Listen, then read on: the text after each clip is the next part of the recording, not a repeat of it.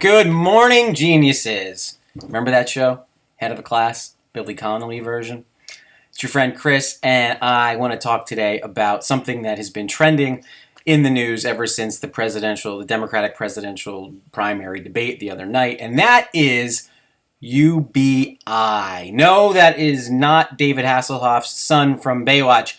UBI stands for Universal Basic Income, and it's the idea that people within a given polity are given, I don't know if I want to use that term given, that seems a little socialist. So universal basic income is a plan that would see every American citizen receive X amount of dollars per month as a guaranteed basic minimum. Okay, now Andrew Yang, when he talks about that as a freedom dividend, and I like what he's doing there.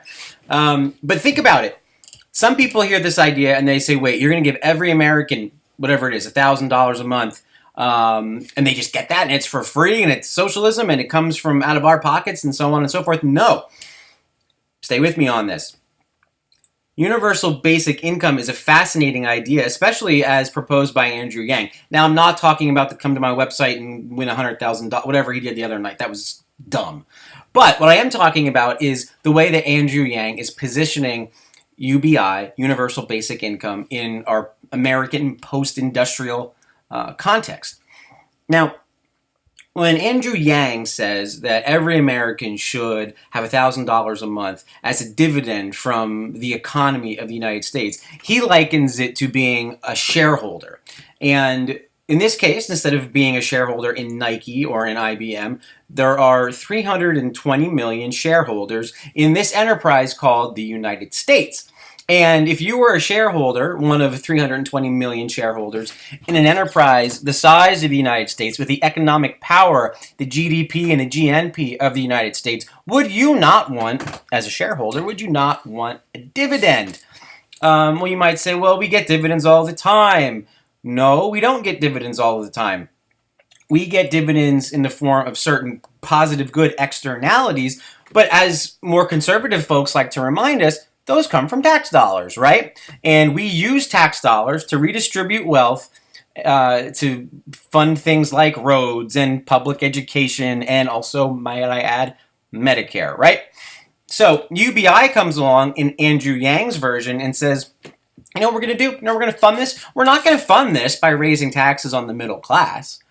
We're going to put more money in the pocket of the middle class. We're going to tax companies that are switching to automation, okay? So if you're a company that is disenfranchising and circumventing American labor by automation in your pursuit of productivity, of profit, shareholder happiness, whatever the case may be, go ahead and do that, but understand that you're not going to get around the fact that people still need jobs in this country, right? Or people still need income in this country. So you are going to have to pay a higher tax rate to offset what you're taking out of the economy. And that's what's going to fund universal basic income in Andrew Yang's plan. Now, to me, that doesn't sound like socialism.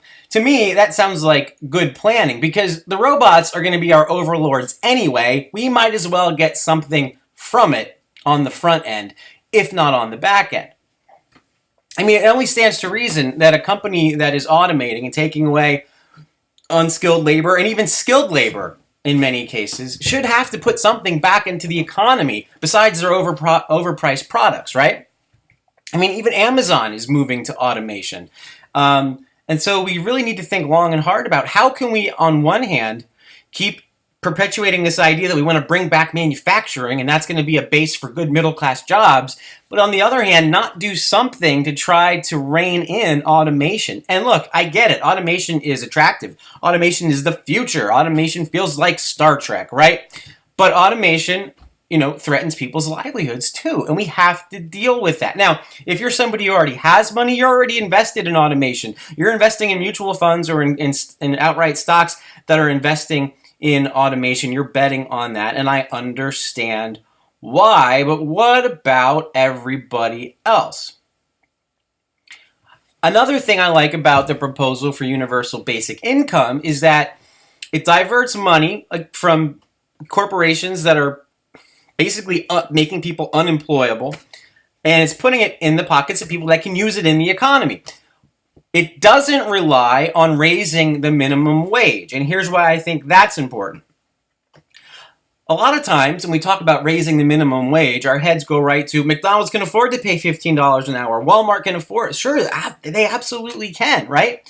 But what about truly small businesses in this country? What about family-owned businesses? What about the landscaping company down the street or the food truck company, something I know a lot about, that employs some people but can't really afford to pay everybody $15 an hour and then still have enough left over to stay in business, right? What about those situations? And those situations are really the backbone of the economy. I mean, sure, small businesses in sort of the bigger scale sense are very foundational to what we do, but I know a lot of people who are self-employed. I know a lot of people who, when the economy is down, when the chips are down, they go out and they get to work on their own and they start employing people. I think that's the American story in a lot of ways.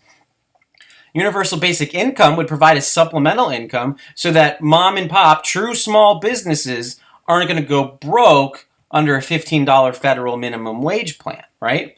So you're taking the money from the companies that are automating, and you're not taking it from small operations that are in your neighborhood that are probably already struggling.